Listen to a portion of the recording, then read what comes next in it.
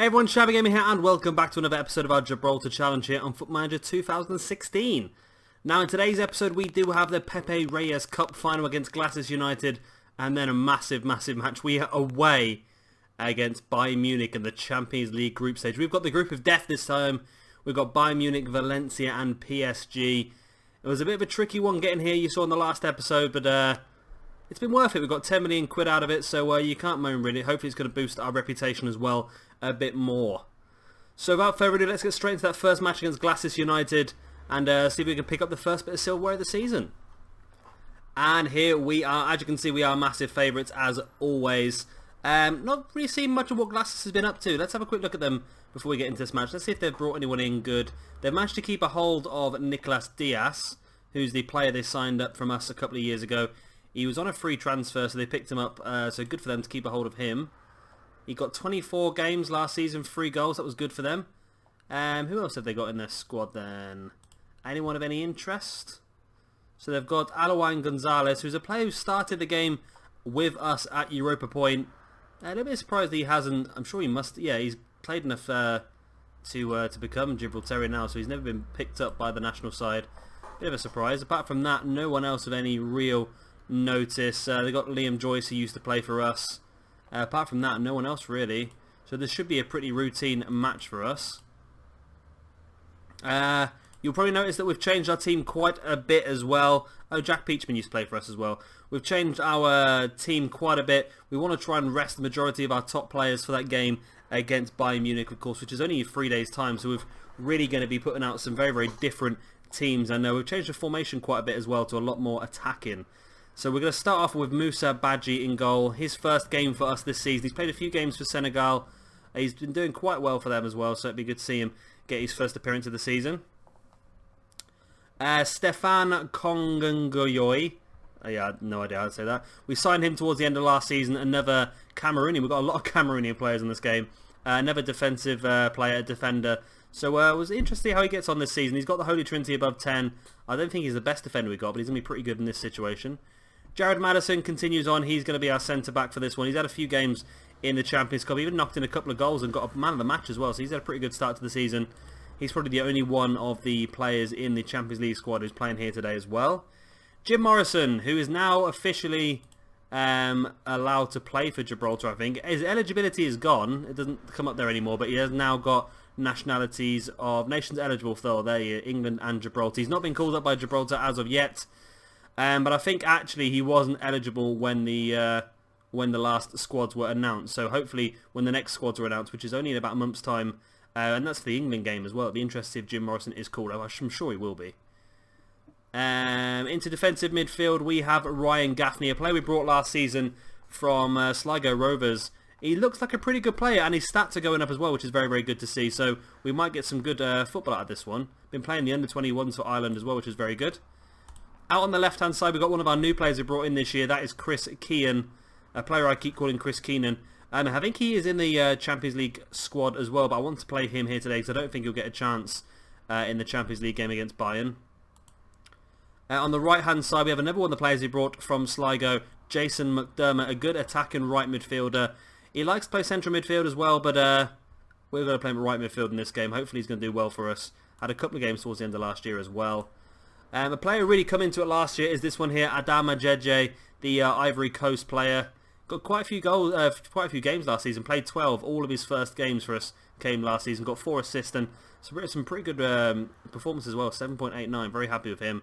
And then our free striking options are going to be Frank Banning, who is yet to play. He's played a couple of substitute appearances so far in the Champions League. Match sharpness is very low, so we want to try and keep him going. In the middle, we're going to have Robert Tomic again. Match sharpness very low. He's yet to play a single minute for us as yet.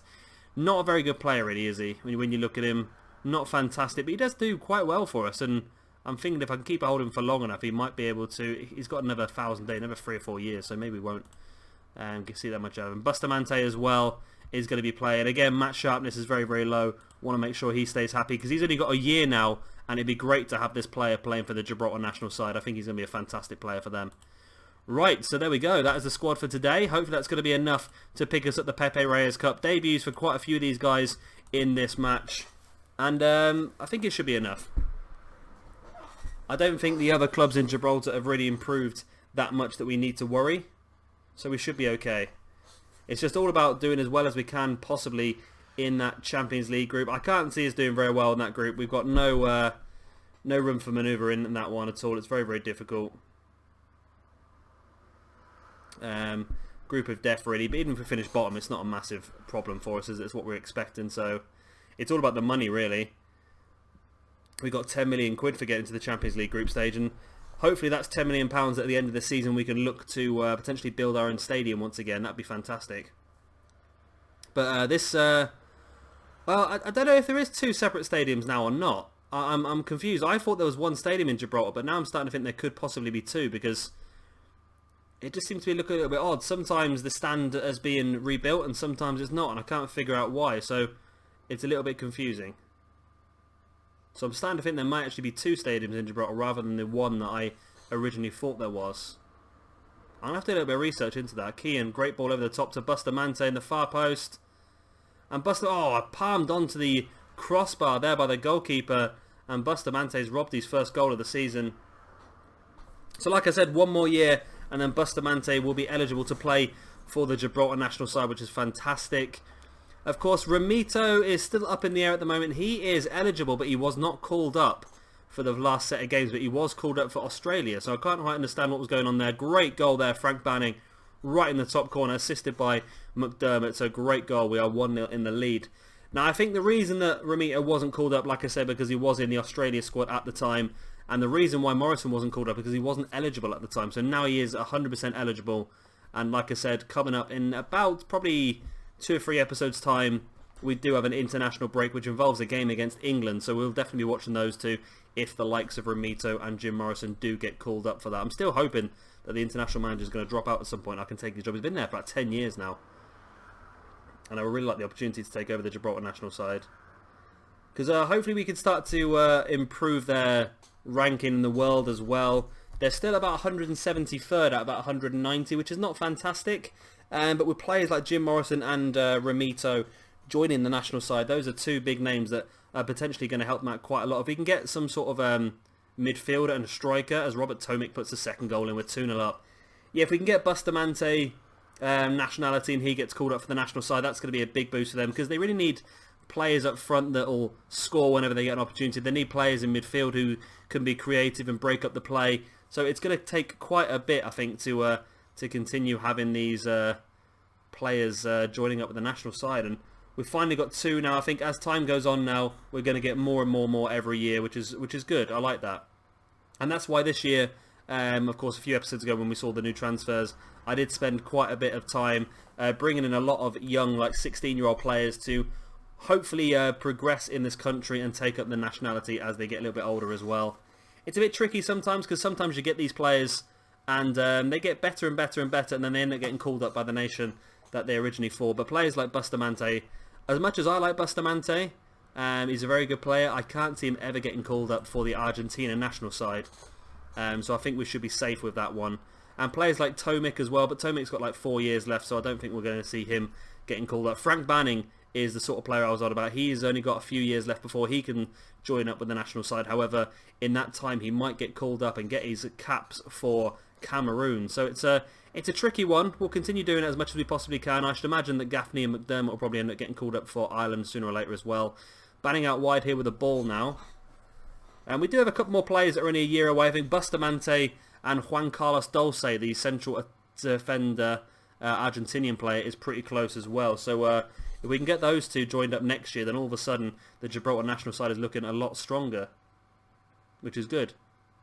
I know Jim Morrison's wanted by a lot of other clubs as well, so should Jim Morrison get that first cap, I think at the end of the season we may allow him to leave and go to one of those other clubs that's going to give him a lot more first team football, because at the moment we're giving him some games here and there, but we're probably not giving him as much as what he really wants and as much that can help him progress up to the next level as well. I think he's already probably the best defender available for the Gibraltar national side, but giving him some more first team football is going to be good. Just keep him fit as well. That's going to be the main problem, I think. But 3-0 now, another assist there for McDermott, and all 3 of our strikers have picked up a goal now. Ballester with a corner, and can they get one back? No, it's cleared by JJ. And we do have about 50, we have about 35 minutes left, so maybe we can make some substitutions. What do we have on the bench? I've not planned this very well, have I? Lee Zhongzhu. He can play up front, so we do play him, bring him on as a striker. Be nice to get him a little bit of first team football as well.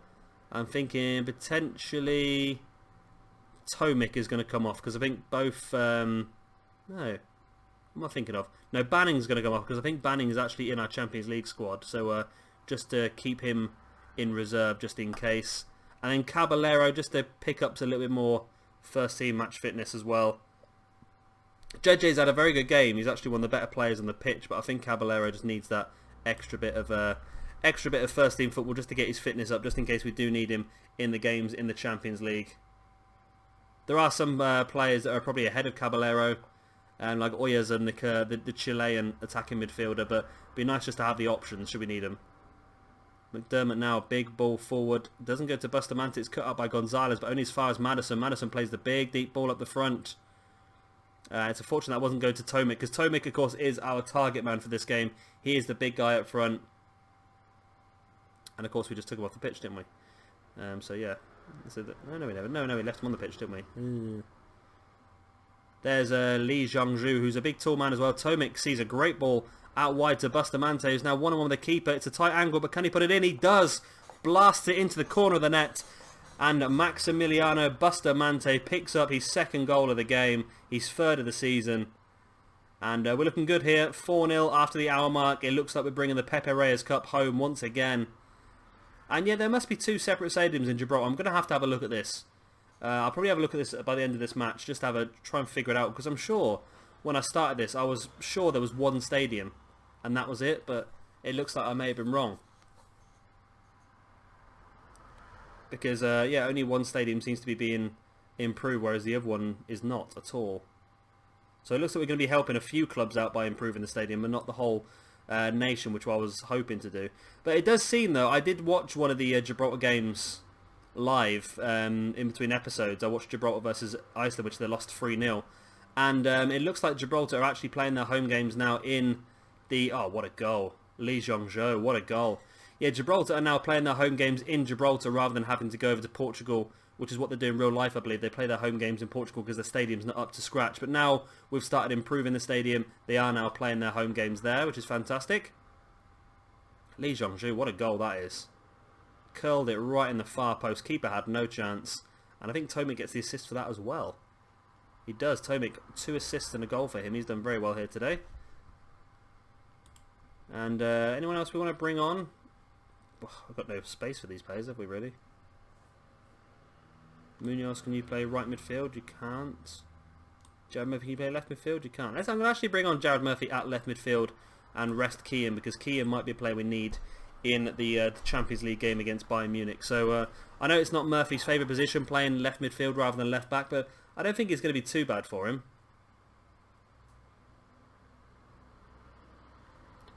And maybe it's only going to be like 10 minutes, so isn't it, just to close this match out. And it looks like that is going to be all.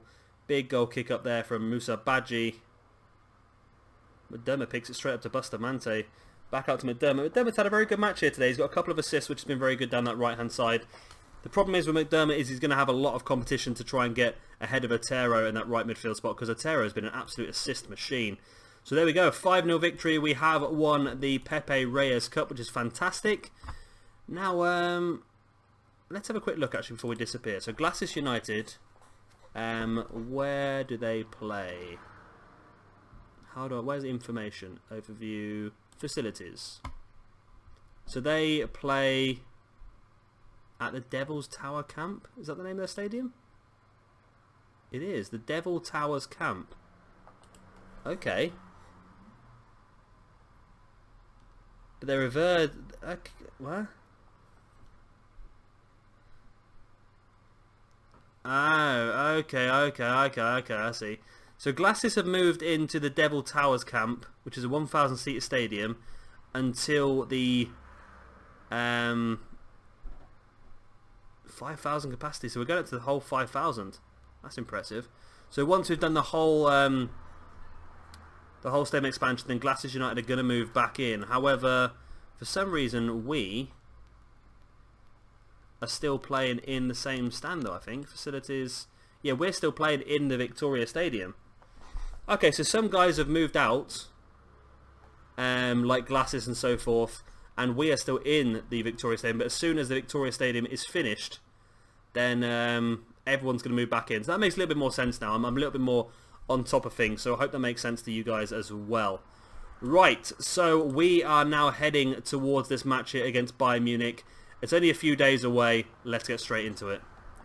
And here we go. We are now away at the Allianz Arena. We are at... It is the Allianz Arena, isn't it? I've just made that up, have I? I'm sure it is. We are away at Bayern Munich. And you know what? The odds aren't that bad. We're only 4-1 to pull off a victory here and 5-2 to pull off a draw. Considering we were 9-1 to pick up a win over Lech Poznan. And we picked up a 4-2 win on aggregate after extra time, of course. This ain't too bad. Let's have a look at their key man. Antonin Hervé. Wow. Yep, he's a good player. He is a damn good player. They purchased him for £27 million from Chelsea. Yeah, we could be in trouble. Our key man is Sergio Oyarzun, who's a pretty good player himself, actually. I'm not gonna crap on our own parade. He's a very good player. And you never know, we might be able to pull some out here. We've got a little bit more defensive than we normally do, as have they, actually. They're only... they've got one man in the attacking midfield, one man striker. The only player I really recognise from that... You might recognise more yourself, but I recognise Nori, who I believe starts the game at Ajax. Yep, starts the game at Ajax. They brought him for 20.5 million about 7 or 8 years ago, and since then he's been a very good player for them. Actually, he's had quite a good season for them, so quite a good career for them, should I say? So, our formation, we've got Bruno Ramito in goal for the first time in this season. Bruno Ramito is in goal, and now he is eligible to play for Gibraltar, but he hasn't accepted that eligibility yet. I'm not sure if I can... Can I sort of like hint him to do that? I don't know. I'm sure there was like something you could select that says like suggest playing for the national side, or I don't know. Well, evidently not. Evidently not. I left him out of the... If you're wondering what this is, I left him out of the Champions League squad because originally he was injured. That's why we left him out, but he's back in the squad now. Right, into left back, we're going to be playing with Gerard Murphy today, or Jared Murphy if you will. Pretty good player for us, but I think if another good left back comes along, he might be one of the players that does drop out of the squad, since he is a national for Australia now anyway, so he's not going to have much advantage to keep him around. Jared Madison in the centre back position alongside Simplice McKendy. And we're going to have Fidel Munoz at right wing back if we will. Defensive midfield spots are going to be filled in by Obef Betinho and Anders Broger. Now, Chris Morgan is currently injured. He got injured on international duty, which is why he's not available today. Oyarzun is going to be playing in the central midfield spot. He prefers to play attacking, but we're going to play him central just to be a little bit more defensive.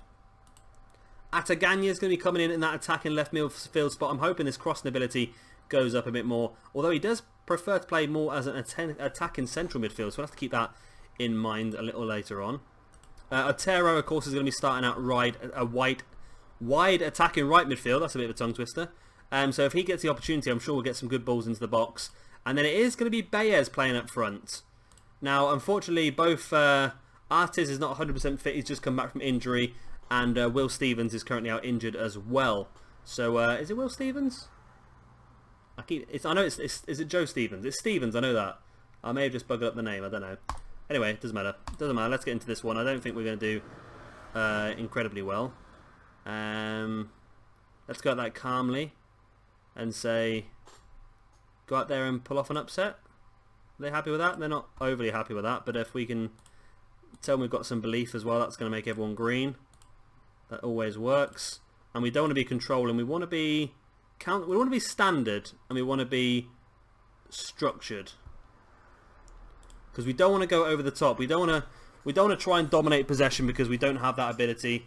We don't want to be defensive because we'll just be inviting attacks on us all match. We want to try and stay a little bit more balanced and try and stay structured so we don't get caught out of position. Now, Valencia have scored a goal against PSG straight away, which is interesting.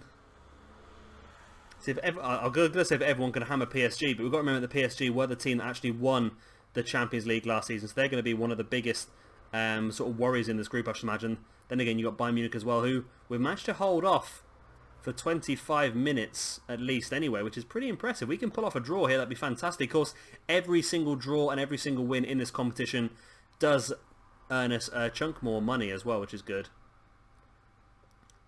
So we're at 30 minutes now and still not a single highlight. And we've actually had the same amount of shots and shots on target as them, but they are dominating the possession, which is probably what we would expect. And now there is a highlight 36 minutes into the game. It's going to come from a Ramito goal kick forward to Baez. Can we get the ball back, or is it going to be there? It looks like it's going to be their highlight. They've got Hervé there on the ball. Plays a big ball over the top, and Salah has beaten the last man, and it was a simple goal in the end, wasn't it, really? Disappointing goal to concede. It was more... I don't know if it was defensive errors or not, but it's a tricky one. It is a tricky one. It was a great ball over the top, and Salah made a great run. Ramito caught himself in no man's land, really. He came out and made it a bit too... look at the size of the stadium.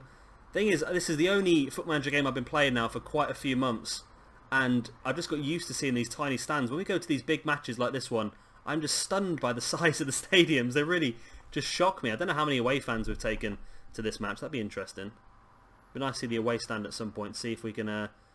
I'm sure we would have got quite a few people. If we're getting like 3 or 4 thousand people at home now, it'd be nice to be able to take quite a chunk of people away to Bayern Munich, of course. So we're going to tell them calmly they've been unlucky so far. That seems to be what they're suggesting, and it seems to have relaxed and gained confidence for quite a few players. A few players not playing fantastically well. Of course, Jared Madison is only playing a 6.4. He's the worst player on the pitch for us anyway. But we've got no... because of injuries, we've got no other centre-backs on the bench either. We could... drop Coutinho back into centre-back and bring on another midfielder, potentially. Maybe that's something we'll do a little bit later on. But I just want to... If we can even hold this at a 1-0, it wouldn't be the worst result for us, I don't think. And we are now getting up to the hour mark. Coutinho has been booked. Who do we have on the bench then? We've got Kian, Caballero. Maybe we should just go a little bit more attacking. And this might be a stupid idea, isn't it? But... If we can get a draw, why not? So we're going to drop Coutinho back in place of Madison, and Madison's going to come forward and join Oyazin in the midfield, and we're going to bring on Caballero, who's not very good at playing that position, is he? But let's play him as an attacking playmaker like so. And then I'm thinking potentially also bringing on Nord in place of Ataganya. Nord's a good player...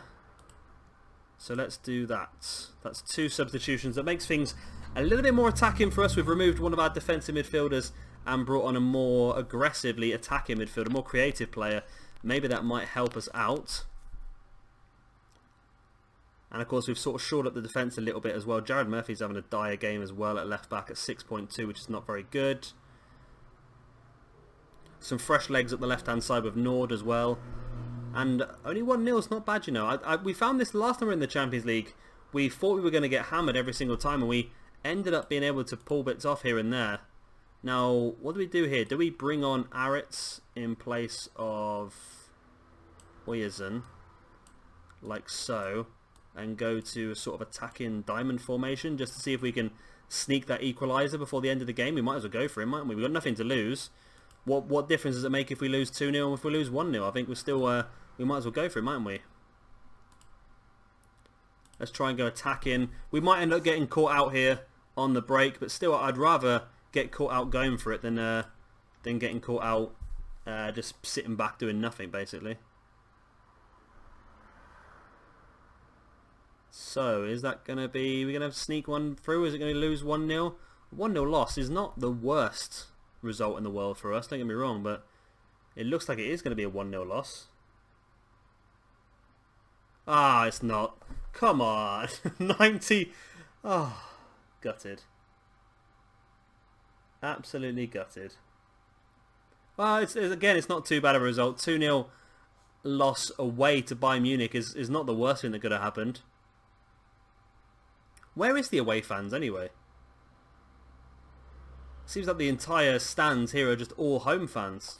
Are there any away fans at all? I think that's going to be the end of the game now, isn't it? This is just going to be the last few highlights by the looks of it. Big ball forward by Murphy. Baez tries to run onto it, but there we go. It is a 2-0 loss. As I said, not the worst result that could have happened. We could have got absolutely hammered, so it wasn't that bad, really.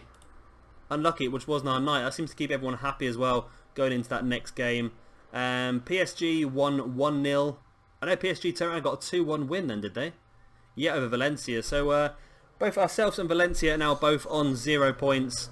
You never know. You never know. Things could go crazy. You never know. If we can sneak a third place in this, that'd be fantastic. Go into the Europa League, that'd be great. But I think we've already earned our money for doing this anyway. We're up to... We've got about £10 million this season for getting to the Champions League, because it's such a massive amount of money. And if we can continue doing that season on season, then this playthrough is going to become a lot more easier. Now, schedule-wise, we are going to come back in the next episode for the home game against Lynx, and then the home game against Valencia as well in the Champions League. So that should hopefully be definitely a win against Lynx. If we can even scrape a draw against Valencia, that'd be fantastic. A draw against Valencia, remember draws in the Champions League gets you about 250 grand, which is enough to pay our wages for a couple of months. So that'd be fantastic if we could do that as well. But that, of course, will be next episode. Of course, if you have enjoyed this one, then please do hit that like button. It does really help me out. And, of course, if you are new around here, be sure to hit that subscribe button as well for a lot more Foot Manager and this Gibraltar challenge. Also, in the description below, there will be a link to the Europa Point Twitter page and Facebook page. Go and check them out as well. It's so fun to see the real-life Gibraltar football as well, trying to match it up with what we're doing on the game. And you also start to recognise some of the players, which is quite nice to see as well. But anyway, I've been Shabby Gamer. Thank you very much for watching, and I'll see you all next time.